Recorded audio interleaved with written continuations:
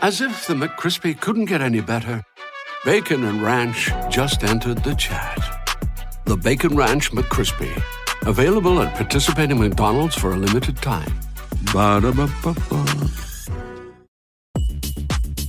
A Royal Caribbean vacation is all the vacations in one vacation. It's a hike that volcano, zip that zipline, surf that flow rider, cabana chilling, island hopping, sushi for lunch, lobster for dinner, ice cream all day vacation. A perfect day at Coco Cay Private Island in the Bahamas with a waterslide skyscraper and hot air balloon vacation, and it's all on one Royal Caribbean vacation. Visit RoyalCaribbean.com and come see the Royal Caribbean. Ships Registry, Bahamas.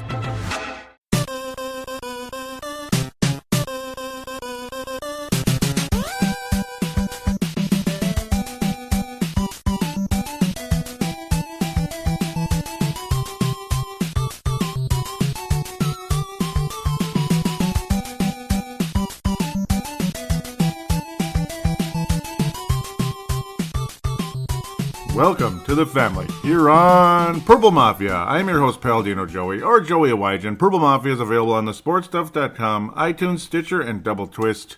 Nice to be back on board once again today. Minnesota Vikings get their first shutout in, well, about 24 years, and the first ever shutout in Green Bay in 46 bleeping years. Yeah, that's Jared Spurgeon's number on the Minnesota Wild. He's my favorite player, so check out the Brave the Wild podcast if you haven't yet. That's a fun one, brand new show, nice, fresh, and sparkling new as of Saturday morning, late Saturday morning. So do check that out. Those guys need to get their butts in gear. The Vikings, well, 12-3, very, very strong chance the Minnesota Vikings will be 13-3. How about that? How about that, ladies and gentlemen? 13-3 is likely. Let's just get it done. But obviously, today did not come without a cost. It just figures. And what a sloppy, slipping and sliding shutout it was. That's the title of the episode, slipping and sliding shutout.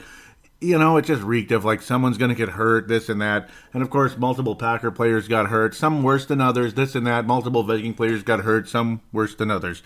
None worse than Nick Easton. That really sucks. And luckily it wasn't the top, luckily it wasn't Riley Reef or Pat Elflein. Remember, either one of those guys is out, we're freaking screwed. So, yeah, but Nick Easton's value is very much there. They talk about his value in those screenplays and such, how he goes forward. He's a good run blocker, this and that. Nick Easton's value way up there. Of course, the slipping and sliding, the dangers. There's always that possibility you're gonna slip, your cleat's gonna get caught, this and that.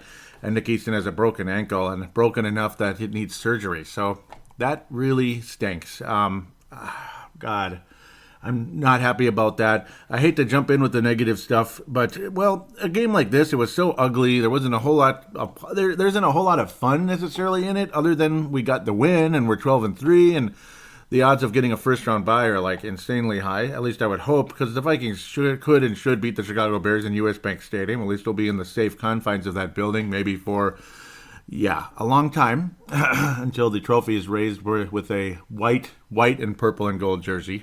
Yep, a team's wearing that. Yes, yeah, white. It would be a white jersey. If the Baltimore Ravens somehow make it and it's a purple bowl, they'll be the ones wearing purple. So there is a possibility a purple uniform will be showing up in the U.S. Bank Stadium, and Baltimore's an ever dangerous club.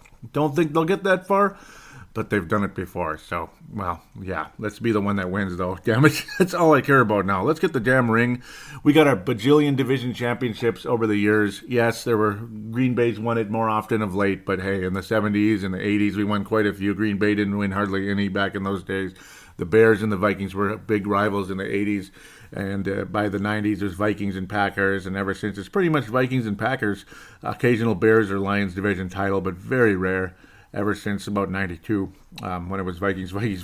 Of course, 91 and 93, Detroit won the division, this and that. Chicago won the division in 2006 for sure. That was a pretty good Bears team that could not finish the job. This and that. They did win it, believe it or not, the Bears in 2010, but we know what happened. The Bears hosted the NFC Championship game, and Jay Cutler was on the sidelines in the second half with a more significant injury than people gave him credit. And, things went the way they did. I'm kind of bouncing all over the place right out of the get-go. The game was ugly. It was scary. Scary, yes, scary. But again, a 16-0 win. First win since 1971, 46 years ago. First shutout, in Green Bay by Minnesota since 71. That's a lot of time, a lot of history between these teams. Remember how it's like you look at the central dominance Minnesota had. I mean, this is back in the 90s.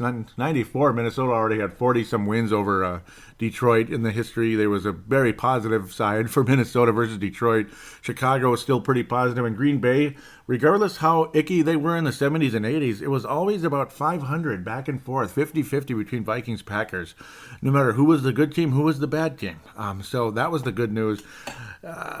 During the Aaron Rodgers era, the Packers had dominated the Vikings more even than the Favre era, which is crazy. But, of course, the Vikings were a far inferior team to the 90s Vikings during most of Aaron Rodgers' era as the quarterback, with exceptions of 2009 and this year. Vikings get the sweep. Of course, it was a different Brett. It was the second Brett to quarterback the Packers, and that was Brett Hundley in both of these cases because of Aaron Rodgers' broken collarbone. This and that. Everybody wants to blame Anthony Barr, dirty play. Well, this is what I have to say to people that are calling it a dirty play and that Anthony Barr did it on purpose. Liar. You liar, you! Liar! That about sums it up. Maybe I'm not quite that angry, but yeah, no. Sometimes I am if people take it a little too far. Luckily, Anthony Barr is still standing, and he had a pretty solid game. Vikings defense was good for the most part, but there were plays off and on in this game. Case Keenum, Brett Hundley, this and that made you kind of sit and go, boy, if Aaron Rodgers was quarterback, we might have lost this game. And I think the odds are we probably would have. It would have been a close game, though. It would have been ugly. But at the same time, sure, guys were wide open, which was scary and stuff. But the guys were dropping the passes regardless who was throwing the football.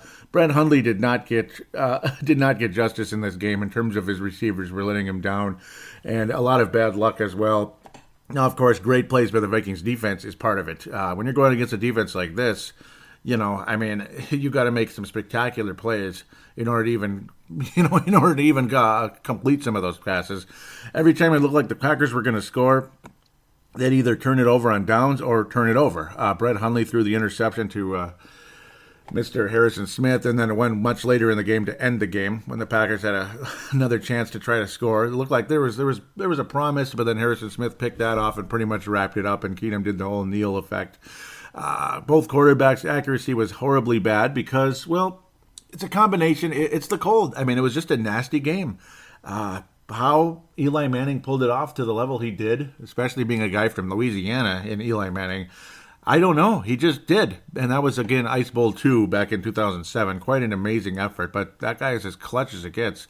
Keenum still managed to have an 85.3 quarterback rating despite it kind of, a yucky game because both quarterbacks are overthrowing receivers due to receivers were not moving as quickly as they would like. It's just, that's the situation. Your molecules aren't moving. Your cells aren't moving as quickly as you'd like. It just is what it is. It was a cold, cold day there in Green Bay, and it was getting colder. And, of course, the ball was very slippery. Guys were dropping easy passes, so that brings the quarterback rating down. It also makes the quarterback appear to be like, what the hell? How can you overthrow him that much, that many times, and by that much?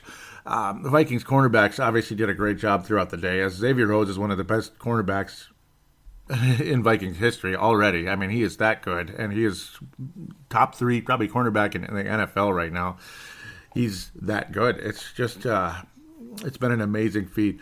Kai Forbath, very encouraging as we head deeper and deeper into December and ultimately into the month of destiny called January and hopefully February. There's only one game in February, only one, and it will be in US Bank Stadium, regardless who is able to show up for that game. I hope it is the Vikings. We hope for that. But, of course, you can't guarantee anything. The punters were very busy. Quigley punted 7 times. That's, of course, the Vikings punter. And Justin Vogel of Green Bay had 6 punts in the game. Believe it or not, the Vikings had more punts, which is kind of funny because, incomplete passes and such. And, of course, there were passing punts by Hundley, of course. Or it'd be like a missed field goal type of interception. Yeah, okay, I don't know. It was a red zone interception to Mr. Harrison Smith. And, again, we appreciate the guy that did get snubbed in the Pro Bowl. He deserves to be there. It's a bunch of bull. But at the same time, I'm thinking the same way Harrison Smith is, especially, even if I was Harrison Smith, I can understand the frustration. You want to be respected and all that.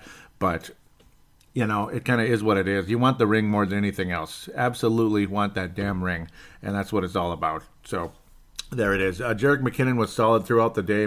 He just makes it look easy.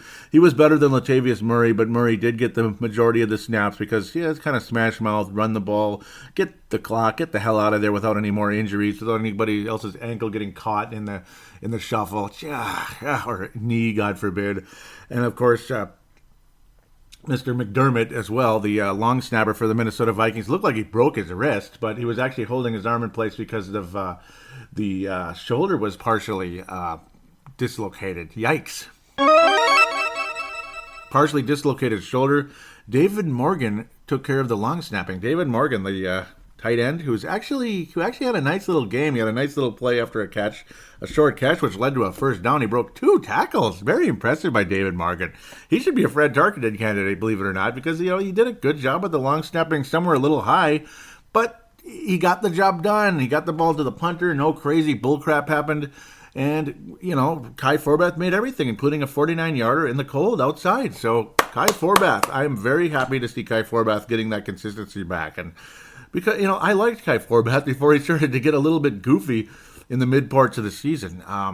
Early on, he was nailing everything, and most of last year, he pretty much nailed everything except extra points, which is kind of weird. Stephon Diggs had a nice little game as well.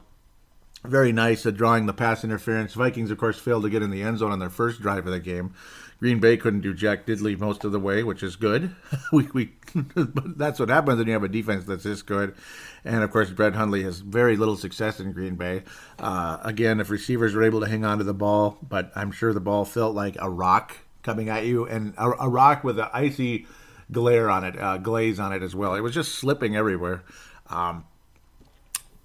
But Stephon Diggs drew a pass interference, which eventually led to a nice corner fade into the left part of the end zone, the left of Case Keenum anyway. So a good play by Stephon Diggs. At first they're like, oh, he wasn't. I'm not sure he was in. Yeah, he was totally in. So it just depends on what angle you look at.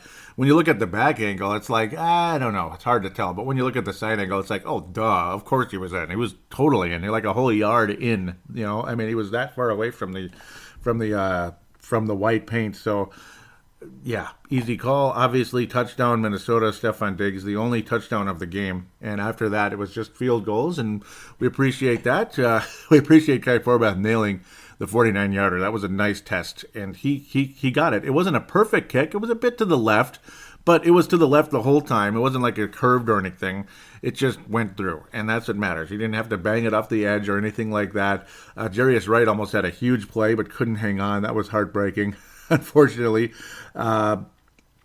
Overall, though, fun game. Nice to see David Morgan break multiple tackles. Adam Thielen was overthrown multiple times. Diggs overthrown a couple times. But again, that's the kind of game it was. Guys just couldn't move their joints quickly as normal. Like an 80-degree day, guys are going to move really fast. Of course, they're going to get hot as hell out there running that hard, wearing all that equipment at 80 degrees. That's not fun. But say 65 degrees, that's like perfect, I would say, for football. 65, 50 degrees, that feels good. Oh, it feels good. Oh, I love it. Anything warmer than 65 might be getting kind of hot and sweaty out there, but I suppose that's where they got those fans. What am I even getting into? Why am I talking about fans on the sidelines? I don't know. I just am, I guess, because it wasn't that fun of a game to watch. The other guy that was hurt for a minute there and came back in there, thank God. It was nice to see number 71, Riley Reef, back out there as he went off to the sidelines for a bit. Went back in. So, all right, Riley Reef. Oh my goodness. Oh, my heart skipped a beat. I mean, you can, no. Please, Riley Reef, all the way to the Super Bowl, stay healthy. For the love of God, please stay healthy, Riley Reef. That guy's value is insane for the success of this team. The game he missed against the, at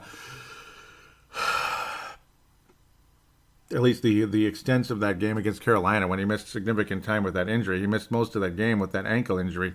Oh, my Lord. Things went so sour so quickly in that game. The pass rushers are off the charts. Nick Easton did what he had to do at center in that game. It really wasn't Nick Easton's fault that things went sour. The guy gets penalties, but of course the injury to him now is sad, and I really wish he was out there. I feel bad for number 62. Nick Easton. So, full recovery and a successful surgery to Nick Easton. Man, but at this point, there's always little bangs and this and that, little injuries here and there, little nagging this and that. But other than that, the Vikings come out of there. Okay, again, Nick Easton, it sucks, and you pray to God that Rashad Hill or whoever has to fill in. Well, at this point, it's Jeremiah Searles. Pardon me, Jeremiah Searles will be the guy filling in at left guard for Nick Easton the rest of the way. So, God forbid, there it is. God forbid, no more injuries to that offensive line. Pat Elflein and Riley Reif, as valuable as he gets, obviously center Elflein, left tackle Reif. Nice to have Mike Remmers back, though, the right tackle. He'd been out so many games. He was out about 5, 6, 7 games in a row with the concussion and then other injuries along the way for him in practice, back soreness, stuff like that. Just one thing after another. But Mike Remmers is back, and he's not getting penalized like he was at the beginning of the season. So, good. Thank you, Mike Remmers, for returning. Oh, Lord. Crazy game. Incomplete this, incomplete that. Drop this, drop that. Vikings win 16-0. Whatever. We're 12-3, and well, division champions by a mile. And you got to hear the Skull chant in Lambeau Field, so it doesn't get a whole lot better than that. It felt like a preseason game again, where you want to get out of there without an injury. The audience was bored for the most part throughout the game. At least the Packard audience. You got the purple audience there enjoying it, doing the Skull chant near the end of the game, and Kings of the North. Really cool to see that purple. Purple cardboard sign out there, Kings of the North. It doesn't get better than that. I mean, we really are the Kings of the North, and it's an amazing feeling. There's even talk as well, which makes things extremely interesting, is that Sam Bradford could be activated into the postseason. That makes things extremely interesting. Now, it's not like, okay, sit down, Keenum, Bradford's back. No, but he provides an option should things happen. Because it's football, things happen. Never forget who quarterbacked the New England Patriots to the AFC Championship in 2001. Who was the quarterback in the AFC Championship game? Who? Was it Tom Brady? Wrong. It was not Tom Brady. Well, it was for a few minutes, and then he hurt his ankle pretty much right at the beginning of the first series of that game. Drew Bledsoe quarterbacked the New England Patriots through the AFC Championship as they beat Cordell Stewart and the Pittsburgh Steelers in that game. Mr. Inconsistent Cordell Stewart, who could never get that team to the Super Bowl because he was the choker. As talented as he wasn't anymore. Like, whatever it was, teams figured him out a lot like the Kneeler of San Francisco, the former 49ers quarterback. Won't mention that name right now. Too controversial, right? But no, when defenses figure quarterbacks out, they die. And they don't literally die, but their game dies. And that's what happened to Cordell Stewart, and the Kneeler of San Francisco. So, yes, Drew Bledsoe quarterbacked the Patriots to the AFC Championship in that game, and he did a good job. You just don't know. You never know if you need Sam Bradford or Teddy Bridgewater to quarterback the Vikings to a win in U.S. Bank Stadium, on the road, whatever it is. And then Case Keenum's back in time for the Super Bowl, God forbid. You just don't know what's going to happen. You never know if you need Sam or Teddy in the Super Bowl itself. You don't know, should the Vikings be fortunate enough to get there. Because regardless how good your team is, the best teams don't always make it to the Super Bowl. The Baltimore Ravens didn't have the best record back in 2012. Teams miss all the time. The Dallas Cowboys didn't get to the Super Bowl, did they? The 2011 Green Bay Packers didn't get to the Super Bowl. They were 15-1. The 98 Vikings didn't get to the Super Bowl. Don't remind me. Oh, God. The 2004 Pittsburgh Steelers, 15-1, lost right away. They actually were the first team to not even get to the conference final. The Vikings were the first 15-1 team to not get to the Super Bowl, but the Steelers in 2004 didn't even get to the conference. But they immediately made up for it and won the Super Bowl the next year despite a 10-6 record. So, see, 2005, Steelers did not have the best record. Seattle had a very good team that year, great team, but they got beat the crap out of by Pittsburgh in the Super Bowl. So, yeah, very boring game, but I was happy for Pittsburgh. It was their first championship in forever. So, and that Seattle team was a lot more likable than this one. Ugh, yes. I hate the Seahawks now. Cowboys and Seahawks on Sunday. Yeah, there you go. So, interesting. Of course, I'm recording this on Christmas Eve right now, Christmas Eve morning, just to give you a heads up when I'm recording this segment. I'm still kind of in limbo. What I'm going to do? Am I going to just keep recording now, or am I going to wait and let the other games develop? I may go like I did on Thanksgiving and just kind of keep going. It just kind of is what it is, and we'll get caught up next week and all that with the whole playoff scenario. It'll be definitely a playoff preview in the second segment. That's what the whole second segment's going to be about.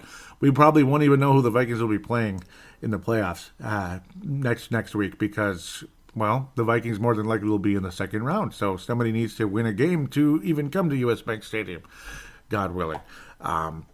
So that kind of is what it is, as is. Okay, I'm talking really weird. You just never know what's going to happen, who's going to be the quarterback throughout the playoffs because things happen. You know, you just never know. Strange things do happen. Drew Bledsoe quarterbacked the Patriots to the AFC Championship, and then Tom Brady returned, and the Patriots did what they did in 2001 to lead to their first Super Bowl ever. They beat an unbelievably good St. Louis team, just stacked. Arenas Williams, cornerback, huge addition to that team. Of course, you had Marshall Faulk, you had Kurt Warner, just a great football team. Not the most likable team necessarily, because but they weren't as arrogant as Seattle or anybody like that. Even the '90s Cowboys, I couldn't stand them. They weren't, in the obviously Aaron Rodgers and the Packers. You can't stand them either. Even though Clay Matthews is entertaining, he's annoying to play against. I'll tell you that. The Fran Tarkenton Award is Harrison Smith with a bullet. He was unbelievable. Great tackles the whole game. Proved if he isn't a Pro Bowler, who is? I mean, come on. Him and Xavier Rhodes are his Pro Bowl as a kids. I mean, and Linval Joseph didn't make the Pro Bowl. We'll talk about all this in the third segment. Linval Joseph didn't make the Pro Bowl. What the devil? Like, really? How did Linval Joseph not make the Pro Bowl? But it's because you can't put the whole damn roster on the... I understand that. Trey Waynes was awesome in the game, too. The guy gives up catches on occasion because, it's not like the quarterback's going to be over 40. So it's going to happen. Like Xavier Rhodes is going to give up catches as well. He actually had 5 tackles in the game. So, you're going to give up catches. But generally speaking, Trey Waynes has been a huge, wonderful... Yeah, he's been a nice story this year. As early on, he was getting burned and beat, and it's like, he's still not a starting cornerback, is he? All this time we've been waiting. This is his time to finally be a starter because Captain Munnerlin's gone. He's got to start, and Mackenzie Alexander's got to get extended time as well. He had a wonderful tackle for loss, did Mackenzie Alexander, by the way. But he occasionally gets beat, but of course overthrown. Yeah, overthrown by Hundley because that's what kind of game it was yesterday. But back to Trey Waynes, he has been a wonderful story. He's been denying a lot of passes. He's been sticking to his man very nicely through the second half of the season, even maybe 2/3 of the season. He's really been a wonderful, wonderful find for the Vikings. A very high first-round pick that is finally panning out, and it feels really, really good to see Trey Waynes become as good as he is. Huge reason why this Viking defense is as good as it is, because Xavier Rhodes, nobody wants to throw his way because he's the best cornerback probably in the world right now. And my God, Trey Waynes obviously as valuable as it gets as well. So, yeah, it's been fun. The Fran Tarkenton Award, Harrison Smith. The Christian Ponder Memorial, just damn it, the injuries. I don't know. I don't really want to get mad at anybody. What's his name can't get any freaking separation whatsoever. Every time, I don't know why there's even plays throwing deep to Treadwell. What's the point? The guy doesn't get separation. I mean, you only throw to Treadwell if the cornerback falls down, I think, when you're going deep. Otherwise, Treadwell's a short yardage kind of guy. He's like he's a slower version of Anquan Boldin. Bolden's that physical, tough wide receiver style, because Treadwell's a physical guy. He's not the biggest guy ever, but he's big enough. He's physical, and he's capable of making short yardage plays and muscling through and such. So that's what I like about Treadwell in a sense. He's a slower version of Anquan Boldin because you could throw kind of deep to Boldin sometimes. You just don't do it very often. That's all. And Treadwell just never, he could never get open otherwise going deep. I don't understand some of those calls to Treadwell or some of the plays involving that. But Stephon Diggs a big game as well, again drawing the pass interference and, of course, making some awesome, awesome plays throughout the game. And David Morgan is an honorable mention for the Fran Tarkenton Award as well. Just a fun game watching it. Good for him. He had a nice he had a nice play, and he did a good job having to fill in for McDermott at the long snapper. Latavius Murray did get 69 yards in the game, but never was able to break loose. And, of course, Latavius Murray doesn't really have the speed to break loose very often. He's more of a power back, and, well, he's done a heck of a job in that sense. Those slants, though, to Stephon Diggs were a lot of fun to watch. And, of course, some of the deep fades to him as well, making plays. He has become such a versatile wide receiver. As long as he can stay healthy and stop taunting, that would be helpful. He's always this close to getting a taunting penalty, but okay. I guess he just loves the game, and he loves after he makes a big play, enjoying it for a minute or so, or a couple of seconds. So that's kind of what that is.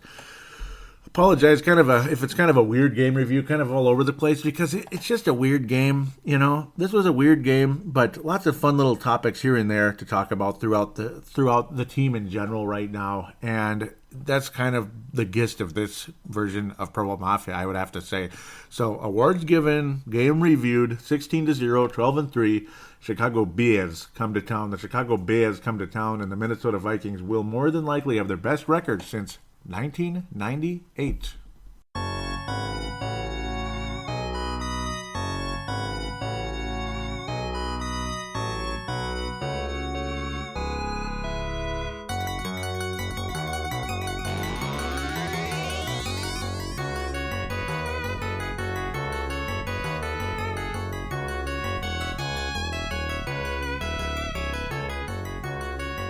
And we are back here on Purple Mafia, pretty much going to preview the Chicago Bears game. It's like I want to wait through the games, but at the same time, it's like, I think some of you want to get the show out. Obviously, we're heading literally right into Christmas, so it's just kind of is what it is. A lot like the Thanksgiving show.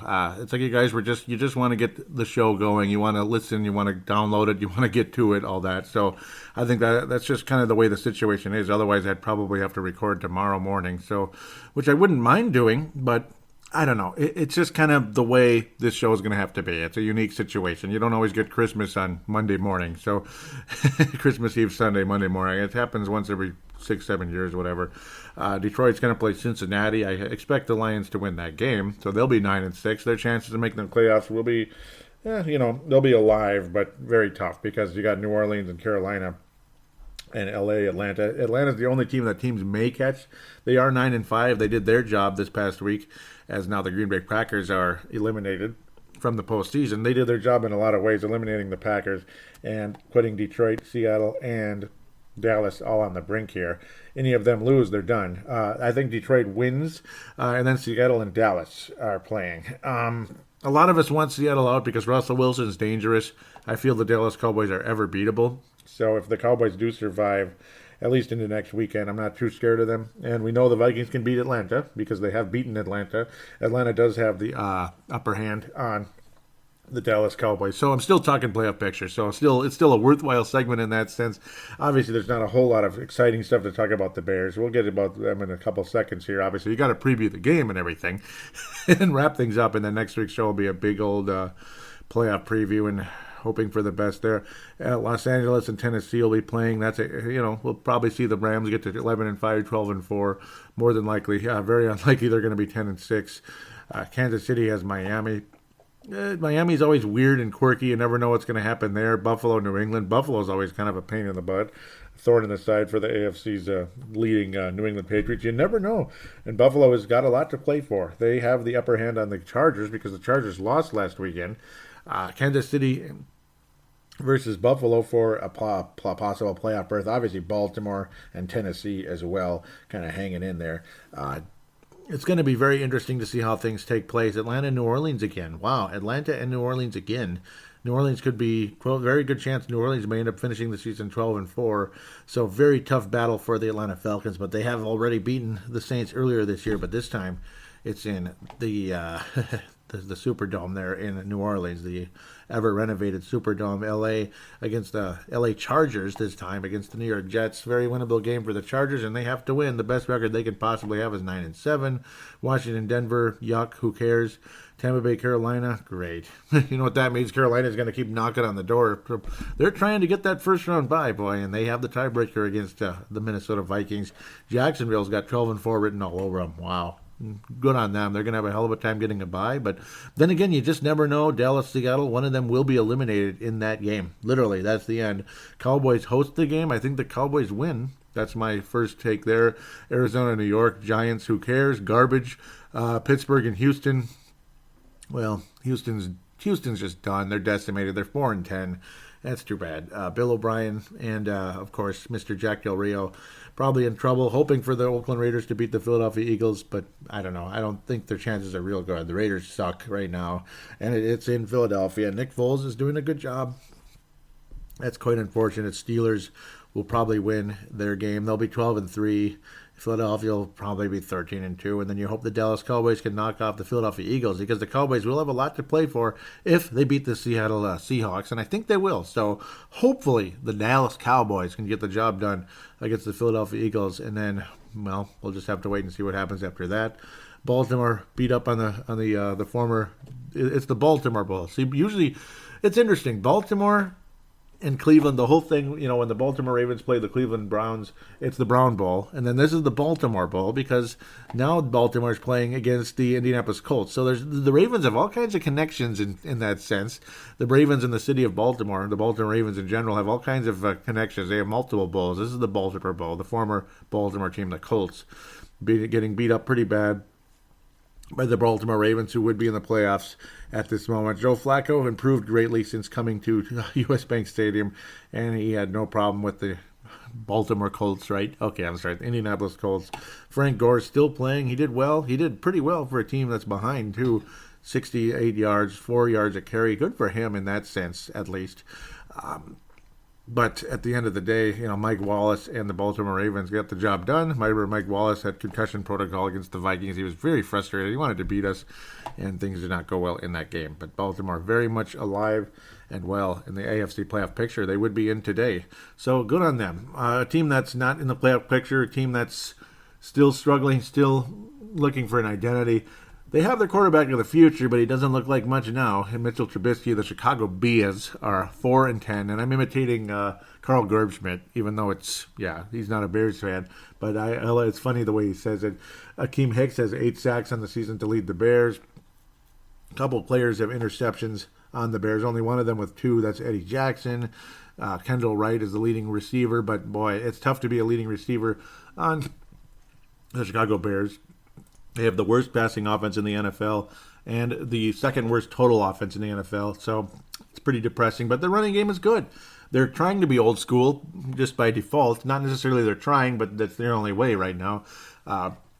Jordan Howard is the bright spot. He'd be the Fran Tarkington or the Fran Tarkin. He'd be the Walter Payton Award winner for the Chicago Bears in terms of their best player for the year, I would have to say. He'd be the Walter Payton Award if I was a Chicago Bears podcaster, no doubt about it. And then I can't even think of the Jay Cutler Memorial, right? I may have done a Bears podcast if the Vikings moved to LA, but that's long gone. Or a Patriots podcast. If I wanted to stay in the NFC North, that'd have been a Bears fan. Because I hate the Packers and the Lions. The Bears are the only team that's like, okay, I want to beat them, but I don't hate them as much as the other two. That's all. Let's keep moving. Kendall Wright, only 558 yards receiving and 1 touchdown. It's like an invisible offense for the Bears. If the Vikings, put it this way, if the Vikings don't win the game, boy, we're in trouble. It's one of those. There's no way the Vikings should lose this game. It'd be ridiculous. It'd be a lot like last year when the Vikings romped all over the Bears. Yes, their quarterback has more promise than what they had last year. The Bears were just, they were toast at quarterback position. Obviously not a whole lot to get excited about right now, though. They're frustrated. You can almost see it in their faces. But you can just imagine they're like,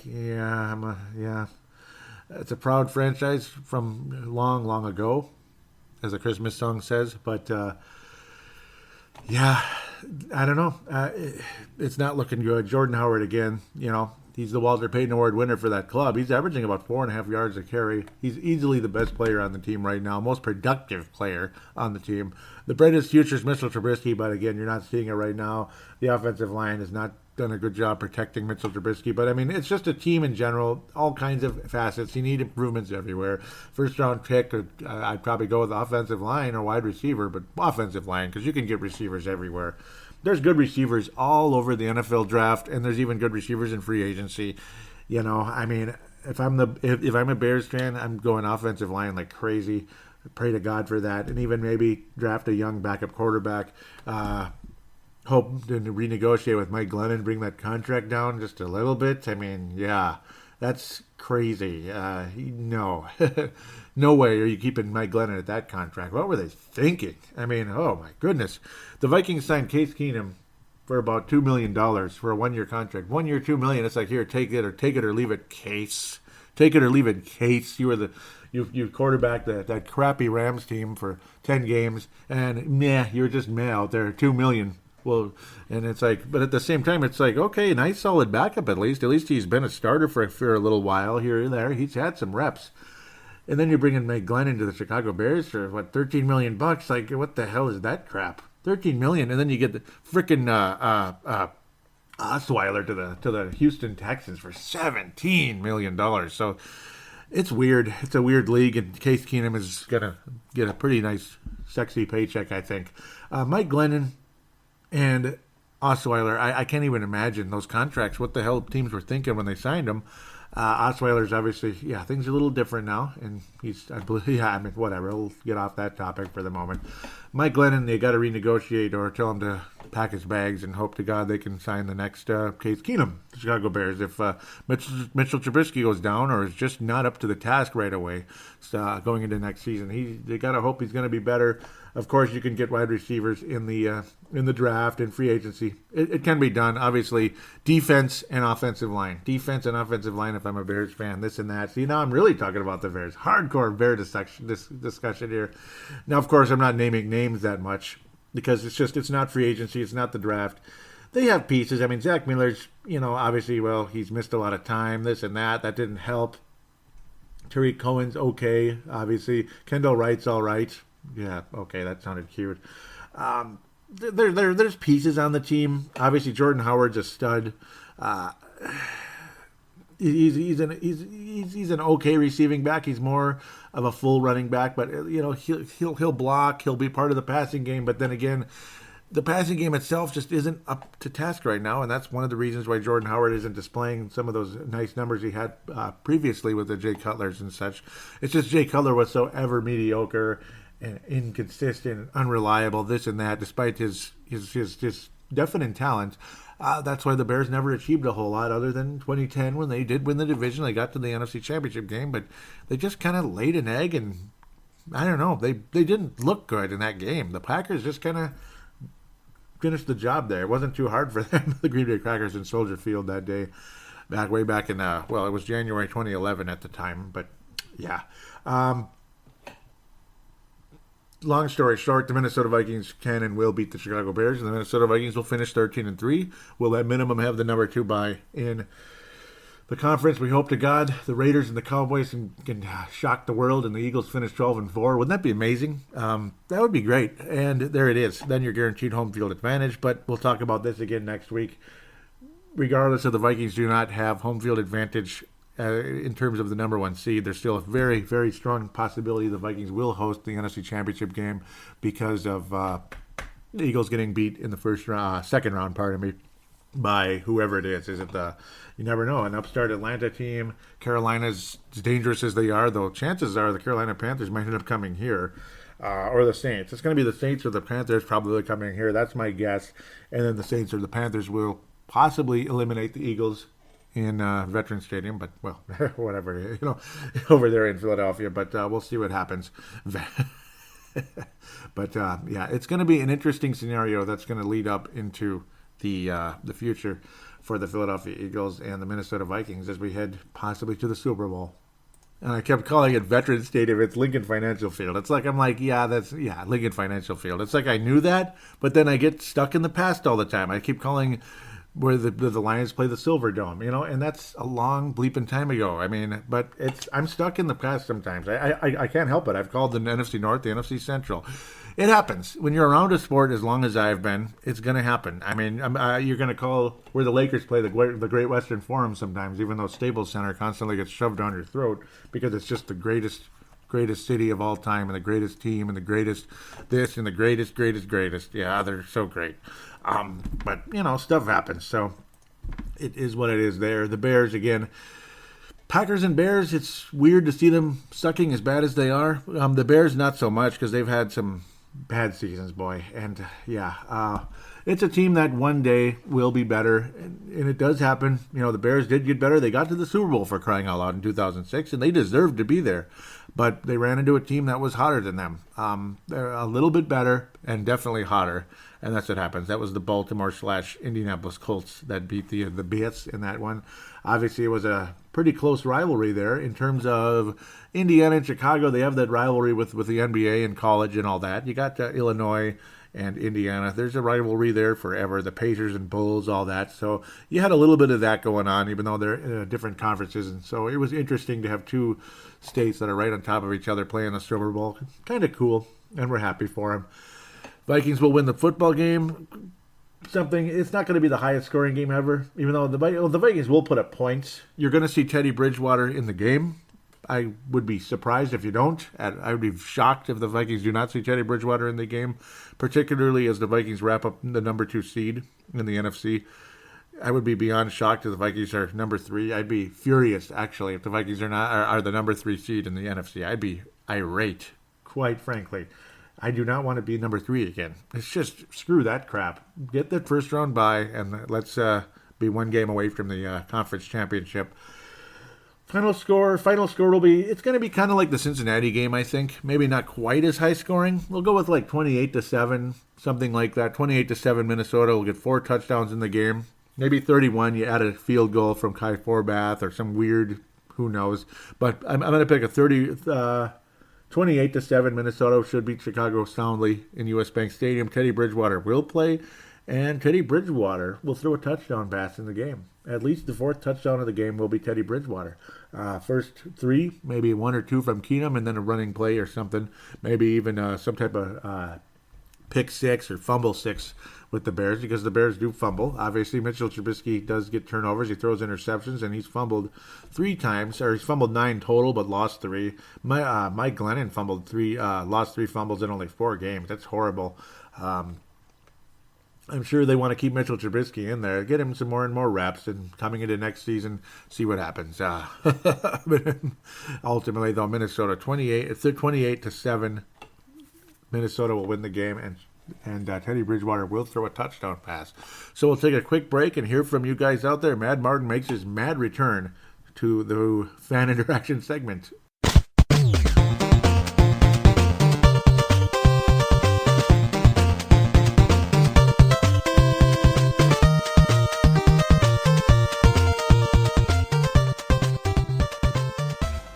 Greetings, Joey. Well, week 16 is almost upon us, and a trip to Lambeau tomorrow night. What's exciting is that we've bagged our 20th divisional title with 2 games to go. It's been an impressive season on many levels. The game against the Bengals had to be a blowout if we were to be considered a legitimate threat going into the postseason. And they certainly did enough to impress. Cincinnati were horrible. It's good to see Teddy Bridgewater back. Perhaps a little rusty, but no surprise there. And we'll wait and see where that goes. So, we go to Lambeau. And I was quite concerned until the news broke that Rodgers has been put on IR for the rest of the season. So, it should be in the bag as we roll into week 17. But over the seasons, that Packers team, even when they were horrible back in the 70s and 80s, have had an ability to kind of derail our team. I can remember back in the late 80s, I think it was 88, the Packers won 4 games that season. And they won 2 of them against a divisional rival. And by winning those 2 games, they derailed that team's home field advantage in the postseason. And a season that could have been very, very different if our beloved purple had been at home. So you never quite write that team off there's a lot at stake this weekend. Clearly, we'll probably get a better picture of who is where in the seedings. I'm not so concerned about that number 1 seed now. The number 2 we definitely need. We need that additional week off and a win against the Packers. I think they could possibly, if results go their way, rest most of the starters against Chicago and give them 2 weeks to get fitter, healthier, and be raring to go in that divisional game against whoever that may be. Because a post-Carson Wentz Philly, I don't see as a major threat. I think if they won their divisional game, and I think that's a big if, depending on who they play, and we have to roll into Philly, I'm very confident, and I think a lot of other people would be very confident that we could take them out there with the team that we've got. So, let's hope the guys get a rest in week 17. We get to see Teddy Bridgewater play a whole game. That would be quite good fun. There's no two ways about it. And then we roll on and see where we go. And then, of course, the big questions come post-season will be, what are they going to do about the quarterback position? Will they have to franchise Case Keenum? He wins the Super Bowl. I don't think you have any choice.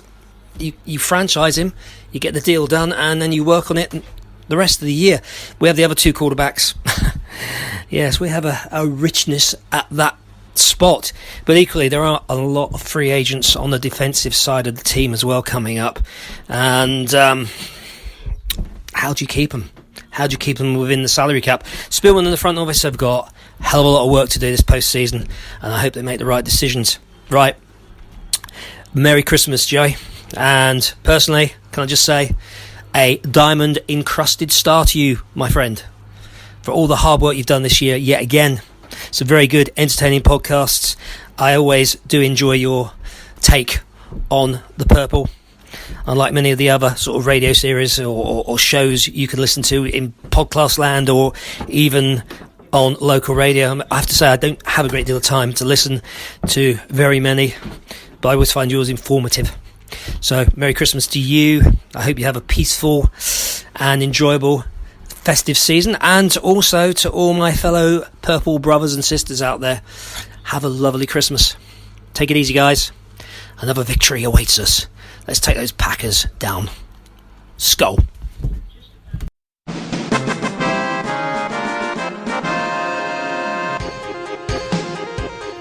Merry Christmas to you, my friend. God bless you. I really appreciate your call-ins. You've been awesome the past 2 years. Just been spectacular.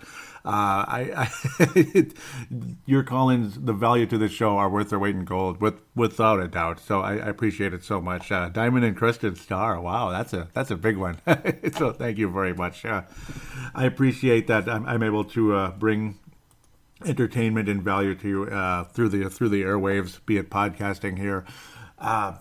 Live would be interesting. I've done it before, believe it or not. I didn't even realize it was live. I remember when me and Dylan did a podcast a while ago on the sportstuff.com. Obviously, it was one of the Purple Mafia shows. I think it was the 100th episode, actually, back in 2011, I think. It was actually a live show, and I didn't even know, and I'm like, oh, okay. But it went through so smoothly, it didn't matter. I wasn't that nervous about it, so cool. Here we are. Thanks again, Mad Martin, for that. And yes, interesting conversation. The quarterback situation, the plot thickens. Sam Bradford is feeling much better, and he could be activated going into the postseason. Again, it's just an option, like I was talking about earlier in segment number 2, like Drew Bledsoe led the New England Patriots to the AFC Championship in 2001. Maybe Sam Bradford or Teddy Bridgewater might win a playoff game or something. You never know. It may end up that way. Either if Keenum has a he just looks really off, or something happens, he gets hurt a little bit, that type of thing. You never know. I mean, it's football. Crazy things happen. So awesome takes. And yes, I agree with the whole Philadelphia situation where they may or may not survive the division championship, divisional round per se, depending on who they play. Because we're talking Carolina or New Orleans, somebody like that. That's a team that could easily knock them off. So maybe the Los Angeles Rams. No, not the Rams. Not the Rams. The Rams won't beat the Eagles. You can see that already. But then again, maybe they hung in there pretty good, and then ultimately they couldn't finish the job. So we'll see. Maybe they will play better. I'm even worried about the Rams coming here a tiny bit, little bit. but I got to think I'm confident with this team going a long distance. I think the Vikings defense, yes, could frustrate the hell out of Nick Foles, could throw some into some interceptions, some turnovers, and just some overall not so good play. Obviously, Philadelphia's defense is very, very dangerous, and they gave us a hell of a time last year when the Vikings offensive line was going through what it was. Obviously, Jake Long went in there. They put him in there when he wasn't ready. They had just signed him during the week, and the guy hadn't played in like 2 years or something. So, let's put him in there at the goal line, and then it was like, yeah, okay, that didn't work out.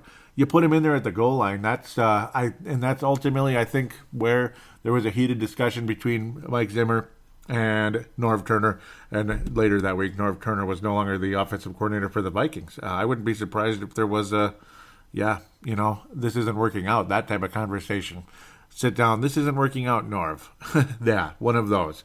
Pat Shermer has been quite the godsend for the Minnesota Vikings offense. He's just a little better than Norv Turner, I think. A little better fit, just a tiny bit, as West Coast offense better fit right now for what the NFL, what's doable in the NFL. The West Coast offense works a hell of a lot better than some of that other stuff that Norv Turner was trying to do that takes longer to get rid of the ball, this and that. It makes your offensive line look a lot better too, doesn't it? So, I don't know, some of that low percentage stuff that can lead to sacks, and guys just, if they're not open, they're not open, that type of situation as well. There's a lot of luck involved with some of that vertical game. As much as you love it, if you don't have Randy Moss, and defenses weren't ready for Randy Moss back in 98, it works great. But, okay, let's move on. Obviously, Dallas, things were a little different there. They did what they did. I'm going to move on. I'm going way off topic a bit here, or just kind of wandering. I'm not too far off. Let's get to Twitter, at Purple Mafia Show, at Purple Mafia Show, James Beck, Vince Germano, and Tanae Brown, all from different countries. The UK for James Beck, Australia for Vince Germano, and New Zealand for Tanae Brown, all retweeting the most recent Purple Mafia episode, 1 down, 2 to go in terms of championships. One division title, that's the division title, then the NFC title, and the Super Bowl title. Those are the two others that are still awaiting us. Let's get it done. We haven't won the NFC in 41 years, and we haven't won the Super Bowl in our 57-year history. So let's take care of a couple of milestones here. We won our first division title since 2015. It wasn't that long ago. So I'm glad we got it in 2015, and I'm glad we got it this year. But let's aim a little higher this time around. It's been a while for the other two. Let's continue. Where was it? Where is everything? Mad Martin, there he is. Says, another great podcast, my friend. Thanks for the gold star. As always, just finishing up work here and heading south for the festivities. Skol, hope you got the audio. And I did get the audio, and it was awesome. I really love it. I mean, you're the guy. For this show, you're the guy, man. You really are. Other people have the green light, like Sebastian and others, but I mean, right now, Mad Marty, he's just a superstar, and other people do have the green light. You're free to call in.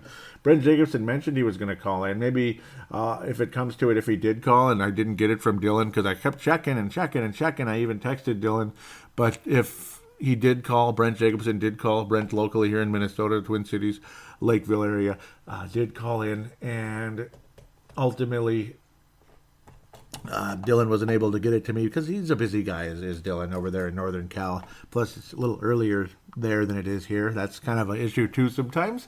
I'll slide it into the next show. It's just, and there's nothing wrong with that. It's not like this was Aaron Rodgers and the Vikings, they both have 11 wins, that type of situation. That's like a little different situation, which it could have ended up being. It could have happened that way, but it didn't. Mad Martin's next tweet says, Merry Christmas, my friend. Hope you and your family have a peaceful and enjoyable Christmas. We'll set up for the 1 a.m. start to the game with my Sea Chickens supporting son. He needs a re-education in who he supports. And I agree. Yep, that's your young man there. The Sea Chickens. The Sea Chickens, the Sea Hags, as Brent Jacobson calls it. I love the way Brent does it. He goes like, the Sea Hags. How does he do it? He does it faster. He goes, Sea Hags. Seahawks. I love how he does that. Oh, Brent, I love the way he does that.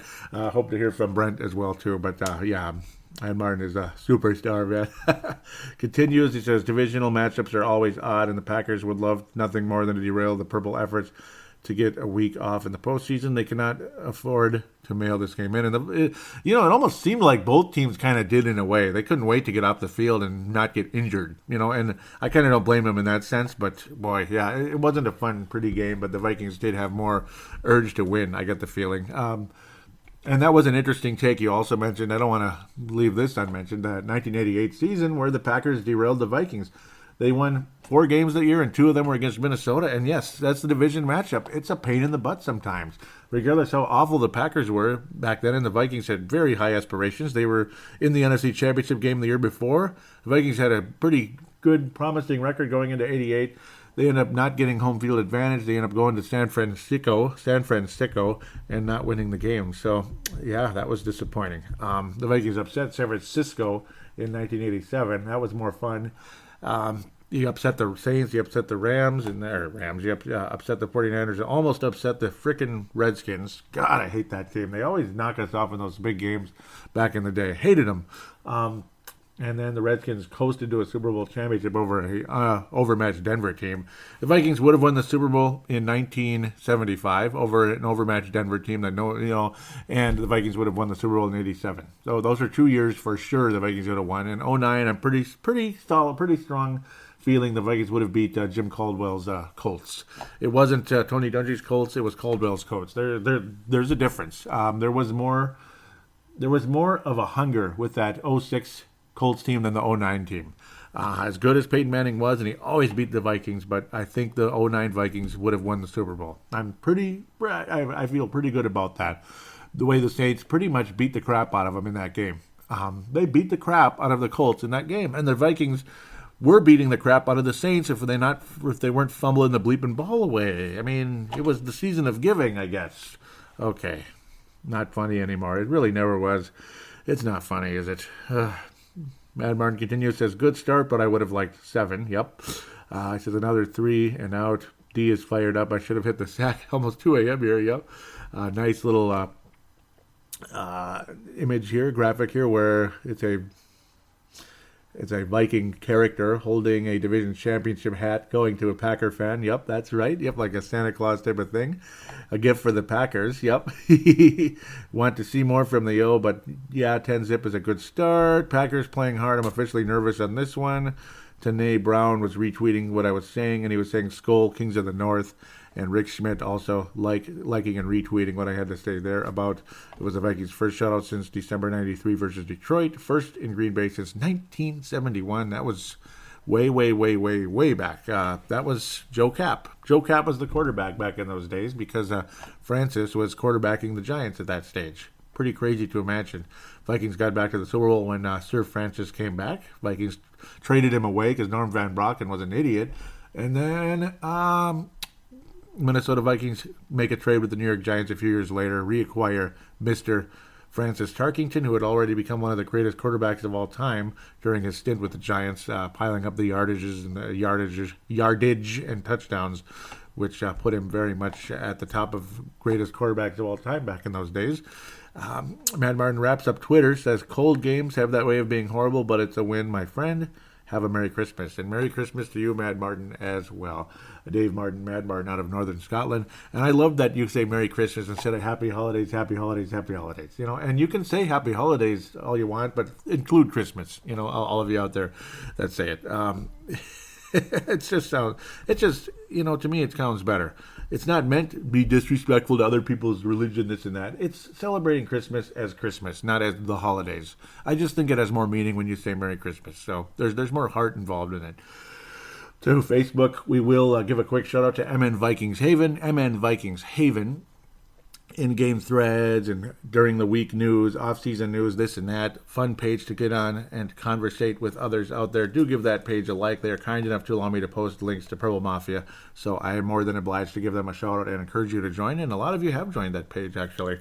So let's get to mine here. Facebook.com/Purple Mafia Show. And I had the recent episode posted. And Gerald String often posts in here, so that's why I always check. He says, Gerald String out of Nebraska says, got a smooth 5-hour journey to Kearney, Nebraska tomorrow on Monday. Absolutely can't hardly wait to log on to the greatest Viking podcast on the planet. We haven't had a team this solid across the roster in a long time. Don't want to come across as a homer, but at this point, we can play any team, any place, any time. Bring it on. End the curse. Yep, 2018. Let's get her done, as they say. Yep, Skull. And yes, we got to hear the Skull chant in Green Bay. There was nothing better than that. I was going to say that to Matt Martin as he ended it with Skull, and that's what the Vikings did in Lambeau Field. It was quite a scene. Things were the opposite sometimes, and the Vikings had horrible seasons, and the Packers were rolling. But, yeah, well, Packers did get one Super Bowl out of it, and it was when they were the underdogs, not the favorites, back in 2010. Big underdogs that season. Yeah, wow, pretty crazy. Really appreciate that post, Gerald String. You're always a star candidate on this show. I'm glad I can provide that for you. I really am, and that it never gets old hearing that. I really appreciate that. And I can't agree more about how this roster from top to bottom is as good as it's ever been. I mean, the defense, this is as good a defense as ever been on the purple, and we're talking a team that's historically had great defenses. It's had some historically bad ones as well. 2011, 12 was better. It was kind of stay-at-home-ish. You didn't get a whole lot of turnovers. Like, this team isn't getting a whole lot of turnovers like last year, early in the year. But still, it's getting turnovers at key times, which is nice. And just generally speaking, denying the ball, knock the ball down, and crucial third down tackles that the team could not get so many years. It's the best third down defense I've ever seen done, the purple and gold and the white horns. I've never seen a third down defense like this. It's like the opposite of 98, where, in a positive way, where the Vikings, it's like 3rd and 15 for the Vikings. We'll get it. And they got it. It's 3rd and 20. Oh, we'll get it. And we got it. It was every time. It's 3rd and 4. We'll stop him. And we stopped him. 3rd and 15. We'll stop him. And we stopped him. Where in the past, 3rd and 15, Stafford looks to pass. He looks to the left. Now he moves to the right. Looks back to the left again. He tucks it down. And there he goes. 20 yards later, first down Detroit. And yeah. Yes, I'd like to be a play-by-play announcer sometimes too, but I used to actually do it when I would play video games. I would play-by-play the game. Yeah, but yes, Matthew Stafford. That's how it was. Aaron Rodgers looks left. Devontae Adams is not open, and there's Cobb over there. He's open for a half second. Rodgers fakes the pass, and there he goes. And 25 yards later, it's first down Green Bay, and the chains move, and next thing you know, Rodgers to Jordy Nelson, touchdown Green Bay, and the Packers lead 14-0 before half of the fans are in their seats. Great. Wow, here we go again. Well, there you go again. I cannot recall. Okay, sorry. You know who that was, some of you. Some of you that are old enough. Some of you are much older than me. Some of you are not. Well, there you go again. Yeah. And that's what it was like. Even last season with that touted defense, we'd give up 3rd and long time and time again, especially as the season continued to derail the way it did. Oh, God almighty, it was frustrating. I posted that Aaron Rodgers placed an IR, so that should wrap up his season. 13-3 looks very promising. And we got some responses. Kurt back out of White Bear Lake says, very nice. Justin Mayor Henry. Justin, the friendly ghost, look at you. I hope you've still been listening. I haven't heard from you. Hope you've still been listening. You can still listen when you're collecting and playing your old and new games. Oh, man, I got to tell you what a Christmas miracle. Oh, my God, I got to tell you. At the end of the show, Christmas miracle. And I know Justin Mayer Henry, if you're listening, would appreciate this one, I would hope. I might even say it now. But Justin Mayer, no, I'll save it. He says, I've been very silent this year, and he was the Gold Star winner of the year. He says, my superstition set in, but damn, things are looking good. I was saying how he's alive. The 2016 Gold Star is back. He says, I've been here in spirit. I've been wrapped up in my collecting and trying to get a promotion at work so I can get more money to buy games. Yeah, well, I want to get more money too. I want to keep getting promoted. I got kind of promoted. Well, kind of. It's like you become a backup trainer, but you don't necessarily get more. But the review looks better, and it can lead to promotions, as in like from going from medical device specialist 2 to medical device specialist 3, which would be great. I'm at 2 now, which is better than 1. Yes, that's the real promotion. From 1 to 2 was it was a good day, but it's what have you done for me lately, though, right? That's what this world is all about. Gerald String says, welcome back, Justin. Leland Albertson out of Iowa says, hey, Justin, glad to see you back. And I couldn't agree more, guys. I really couldn't. But way to not talk about Aaron Rodgers, all of you haters. No, I'm kidding. No, I'm glad. No, I mean, it got to a point of, okay, he's out, and let's roll. Sam Bradford's on IR, so we can't sympathize too much. Green Bay did not build a complete team. Devontae Adams is a wonderful receiver. Williams is an okay running back. He's okay. I mean, lucky the Packers didn't take Dalvin Cook. There was talk about the Packers were interested in him. Yeah, you never know, man. You just never know. I was talking about Xavier Rhodes and all them. Everson Griffin, Adam Thielen, Xavier Rhodes, and Anthony Barr were named to the Pro Bowl. Case Keenum, Harrison Smith, and Linval Joseph were snubbed. And let's not forget Eric Kendricks. I didn't even mention that one. I said, I know this happened yesterday, but the thread is here for open discussion, which you guys did join. Thank you. Eric Mustard, here locally in Minnesota, but not in the Twin Cities, says Harrison Smith was a huge snub, the number one safety in the entire NFL, and he's not in the Pro Bowl. Yeah, it is a shame, and he showed us even more yesterday. Yankee Zong out of Brooklyn Center says Pro Bowl equal popularity contest. Smith and Kendrick should be there. Yes, Kendricks. Yeah, Josh Mayer Henry out of Colorado, brother of Justin Mayer Henry, the Colorado Mayer Henry's there. He says Smith for sure was a huge snub. I think Kendricks should have made it over Barr, as he has had a much better season. Yeah, that's nice. Yep, I totally agree with that. He says, but we all know it don't matter because none of them will be playing in the game because they will be in Minnesota getting ready for the big one, Skull Vikings. And that's the other side. It's just the respect factor. Like, you get named to the Pro Bowl, you were a Pro Bowler 3 times in your career, 10 times in your career. It still counts as a Pro Bowler. That's the only thing, a respect factor. But yeah, I mean, they won't play. And plus, Orlando, Hawaii, Honolulu, Orlando, Honolulu.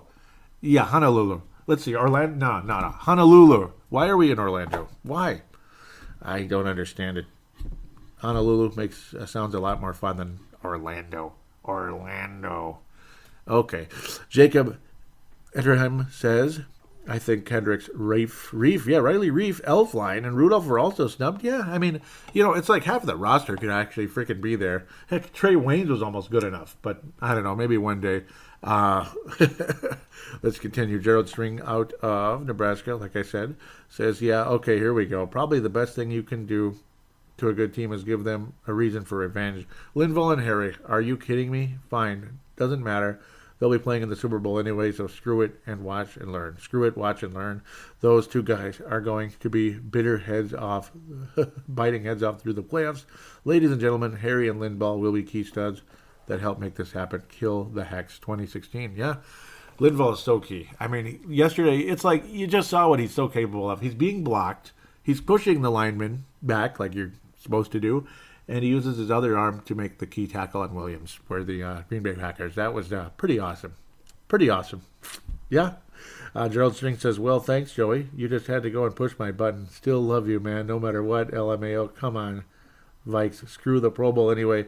Let's get the big one this time. Would be much sweeter. And, of course, any Pro Bowl selection is peanuts compared to any type of a Super Bowl championship. And it's like, it's going to be exciting as hell to just get to the Super Bowl. I understand that part. When you're talking a 41-year absence, a lot of us never have seen the Vikings in the Super Bowl. You got to be about 50 to remember a Viking Super Bowl. About 50. And I'm about 40, almost. I'm 38. I've been doing this show since I was 28. Do the math there. This is the 10th bleeping season of Purple Mafia, and the regular season is about to wrap up. Wow, 10 years. Not many podcasts have been around that long. So, yeah, I'm putting up my Fran Tarkington yardage record right now in terms of career yardage records right now as a podcaster when it comes to the other shows, too. Timberwolves and Brave the Wild, Timberwolves Explosion, Brave the Wild, and even Paladinolive back in the day, and hopefully resurrecting Showtime and T-Wolves. Vince Germano out there in Melbourne, Australia, one of the only international podcasts on the planet, I got to think. It's time to get the Super Bowl, yes. It's one thing to get there, and it'll be so exciting to be there. But this is you got to win it. I mean, you don't know. You don't know when you're going back. Again, 41 years. Okay, you don't know when you're going back. You can never say, "Oh, we'll be back next year. We'll be back in 2 or 3 years. We'll be back in 10 years." I don't want to wait 10 more years. I don't want to, and I'm not counting on it happening. I'm not counting on the next 2 years. You've got to do it. You've got to do it. You've got to do it. You've got to do it. Hands folded, knees on the ground. You've got to do it. Got to. Please win this year. Please. Please win this year. Please. Please. I'm on my knees begging, please win this year. Leland says, Rudolph got snubbed, in my opinion, one of the best hand guys on that position, and he's gotten better. Reliable on third and short. Also very, very happy to see Thielen get it. Well deserved. The Thielen did get there. Dean Christensen says M. Gerald String says, Dino, welcome back. Welcome to Pearl Mafia. Just as well roll with us, bro. Gonna be a sweet ride. And Dean Christensen says, watch out for the Eagles. Rut-row. Yeah? I'm watching. I'm watching for the Eagles. Trust me. Very much. In game, I'm going to dig around in there for a little bit. Tony Coleman.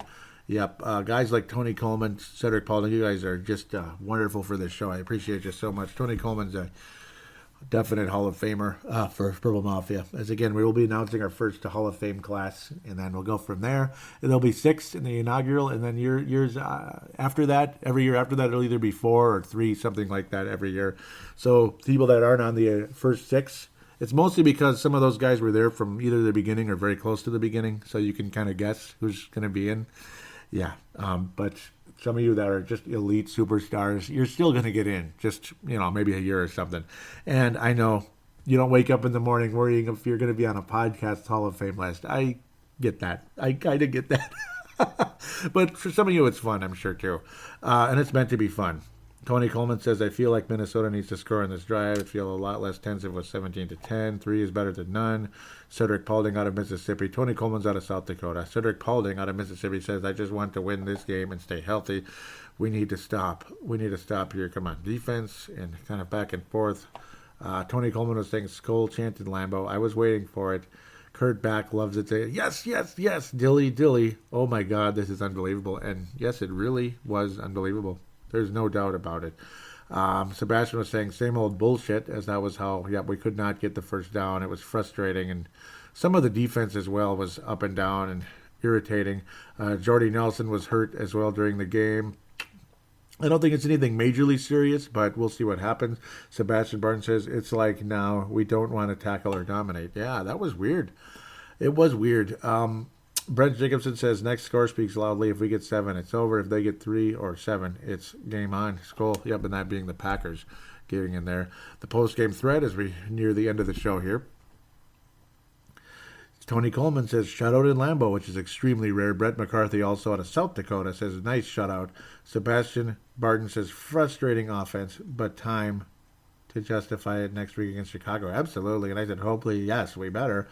All about not getting injured at this point, and that's for damn sure. Sebastian and Tony in the hoose there. Patrick Grant says, great shutout. Criminal that Harrison Smith did not make the Pro Bowl. And I was mentioning how it was the first shutout since 71 in Green Bay. Tony Coleman has another road game that wasn't always pretty. It has been rightfully pointed out that road wins don't have to be pretty. They just have to be wins. Division games are always a toss-up. They're almost never pretty, but that was pretty. The Skull chant in Lambeau, a shutout in Lambeau, a 12-3 record, and 2 Harrison Smith interceptions, although it's a crime he was snubbed from the Pro Bowl. This team has me excited. I'm going to sleep happy tonight. Skull, my purple brothers and sisters. Wow, yep, awesome. Superstar candidate there. Can't get enough of this. Yep, the Skull chant in Lambeau, the video. Mark Carlson out of Iowa says, I was watching tonight and enjoyed that very much.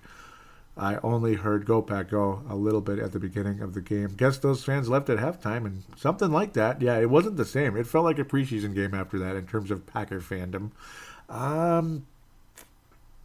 He was saying, Skull, that's so cool. Yep, that was that Vikings video again there. It's very fun. Very fun indeed. Gerald String loves it. Mark Carlson says, playing outdoors in the deep freeze on the road against our biggest rival and playing a night game. This team has loosened the chains. Respect, they say, is earned. Well, this team has been earning it all season long. Tonight's game was one more glorious victory on the way to Valhalla. Mark from Iowa. Absolutely. Gerald String says, hard to believe the stats were actually pretty even. You could easily tell who the better team was on the field. Professional, poised, confident, in control the whole way, one step closer to first round bye. Skull. So let's pass out the stars for this episode. Tony Coleman is the gold star. After that, got to give the silver star to Mark and... Mark Carlson and Mad Martin. And the bronze star will be going to Josh and Justin Mayer Henry. It's going to go to the Mayer Henry brothers. They're going to each get a bronze star. So again, the season of giving, generosity, all that fun stuff. So there's the stars passed out. Tony Coleman gets the gold. A cool photo during the in-game thread as well, as he was dressed in purple next to the Christmas tree and all that. Very cool. Very awesome. Gold star, Tony Coleman. So, yes, I had a minor Christmas miracle as we wrap up the show. My friend Paul Tuniverse Kenneth. I've mentioned his name off and on this show, here and there, and on other shows. A close friend of mine for many years. Met him in 98 actually. Right after we finished high school, we worked together, this and that, and we're in some kind of a post-school class type of thing to kind of adjust us to adult life, that type of stuff, because we're just such crazy people, right? No, I'm kidding. We're just too stupid to handle adulthood, I guess. But, it's okay. It was helpful. I'm just... But no, a great guy. Grew up in Minneapolis, moved to Golden Valley, ended up living in the same city, Golden Valley. Awesome for a while there until he moved to Hopkins for quite a while there, and then to Richfield for a little while, which I don't think he liked any more than I liked. Too far away, very crowded and crazy there. But moved to Seattle a few years ago, which really sucked, really sad. And the last day, it was the final game of the lousy 2013 season. Awful season. Leslie Frazier's last game as a coach.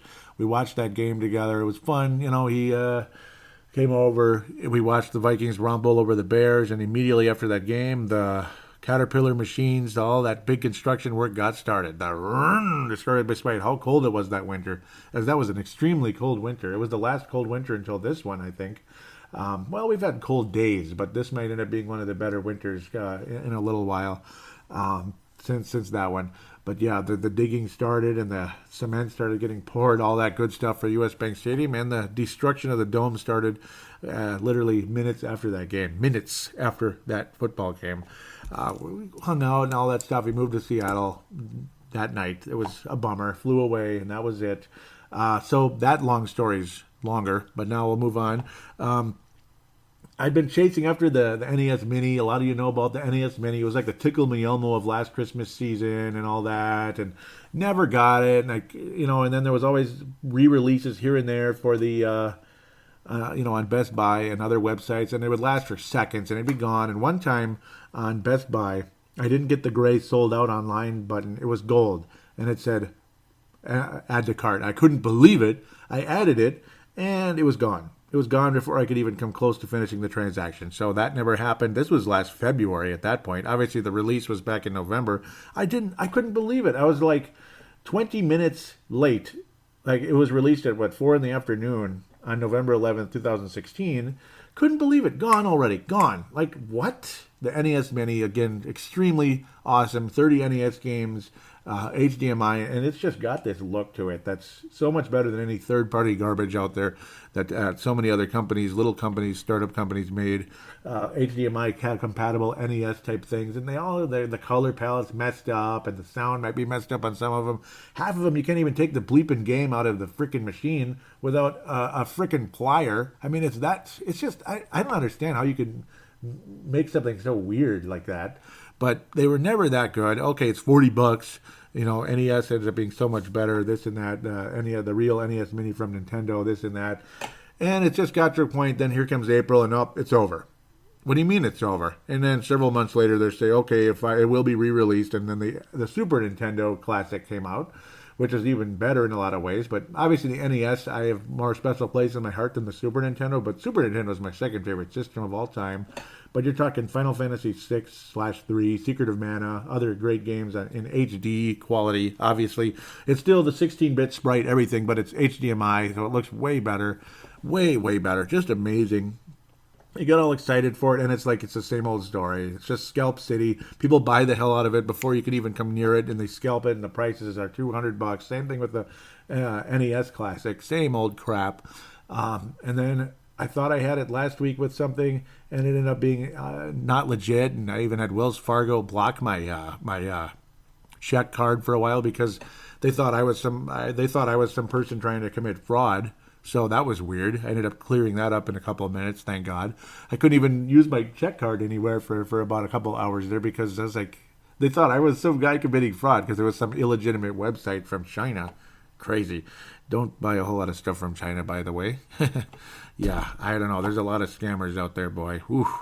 But, and then all of a sudden, last day of work, it was Friday, and we're leading into the weekend, which ends up being a long weekend because you get Monday and Tuesday off, along with Saturday, Sunday, I would hope, when at my job. All of a sudden, there's a text that pops up around 5:15 p.m. Paul says, give it on Amazon. The Super Nintendo Classic is on. It's on there right now, for the normal price, $79.99. And I had seen the text about 10 minutes late, and I was like, uh-oh. And then I jumped on there right away, the link he sent me. And, of course, I already have my password and everything set up because I'm an Amazon Prime member, believe it or not, on the application. But then the frickin' link, I couldn't get the password right, and that didn't work. So then I'm like, oh, screw this crap. I go to the app, and it loads right away. I add to cart. I press proceed to checkout and place order, and it went through.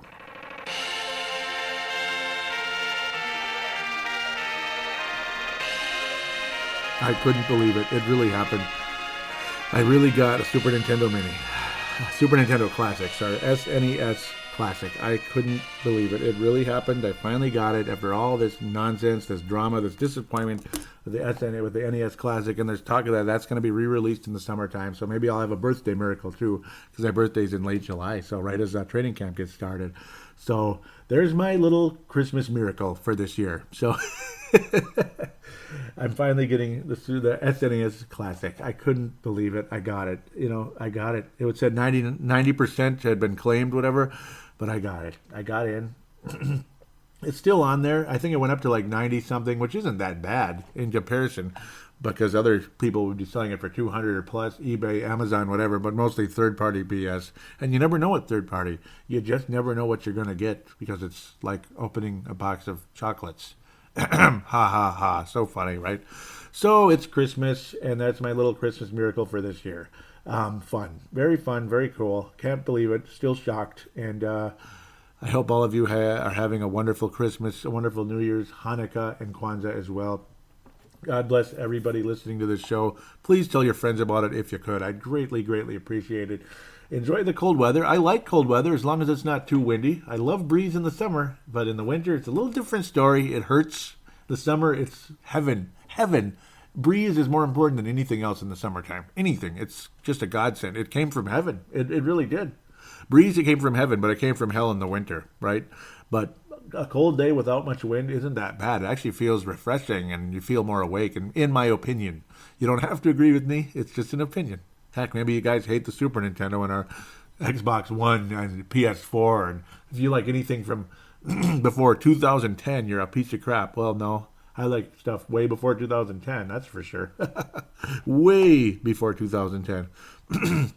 Yeah, so point made. I'm talking 30 years before 2010. I just love that stuff. Even all the way back to the Atari 2600, not just the newer ones, even slightly newer ones, we'll say, slightly. But no, I hope you have a wonderful Christmas, New Year's, and all that. Of course, we'll talk about New Year's more in the next podcast, and of course, playoff preview, all that. The show ended up being a little longer than I thought, but, well, it always does, because I always end up talking about other stuff near the end of the show, and I end up loving it. And, of course, there's fan interaction is like, it's just it's a discussion, and it's enjoyable. And I've noticed a lot of you really love the fan interaction, don't you? And it's fun. It just has that magical ingredient that other shows may or may not have out there. Maybe that's the difference between this show and others out there in the podcasting world, the podcasting universe. There's that little magic ingredient that adds something special, and you guys are that ingredient, and I thank you very, very much for being a part of it. Please do tell your friends. Just keep bringing more people into this Purple Mafia, into the Purple Mafia family. Please do write a positive rating on iTunes or Stitcher if you could. It'd be greatly appreciated. Final way to get on the contact details. The phone line is 209-736-7877, 209-736-7877. It is a voicemail. Do treat it as such. Mention you're calling into the Purple Mafia show. Do your statement, shout out, comment, question, and opine. It's greatly appreciated. Always. It's a 3-minute limit on the regular one there. Of course, the call now button on the Facebook page gets you through right away through the Facebook Messenger phone. And it's still the same 3-minute limit, but it's free if you're long distance from anywhere. So that's one option. And then the final option is the audio submission route, which Dave Martin often uses. Use the you use a free voice recording application on your smart device, whatever it is. Complete it, save it, send it to paladinolive at yahoo.com. Paladinolive@yahoo.com, which is the original email address for every one of my shows. Every one of them, because this is Paladino Live Productions. It basically is. You just send it there. I will convert it from whatever it is into an MP3 file. Bada bing, bada boom. Thank God for Zamzar, Zamzar.com. It helps very much there. And there you are on the show. There is no limit to that call. Most people keep it to about 5, which I appreciate. But if it's ever a super premium type of show, like a Super Bowl championship show, bombs away, baby. Bombs away. The floor is yours. I'm not going to sit and comment and analyze everything you say, especially if it's a really long call. It's just your part of the show. That's just your segment. Boom. You're in. Enjoy. Celebrate a first championship in 57 years, that type of thing, and first major Minnesota sports championship in 26 years, the 91 Twins. Man, 26 years. Jack Morris got to the Hall of Fame this year, finally, after his 10-inning shutout in Game 7 back in good old 91, just days before the Halloween blizzard. Oh, wonderful memories. I loved that winter. It was fun. And then there was 92, 93, got 91, 92, I got Mega Man 2. It was a couple of years old already, but man, I just have such fond memories of that Christmas for some strange reason. There's just, even though half of my class hated my guts for whatever reason, just because I was annoying or whatever, that, I talked too much, I wasn't funny, whatever it was.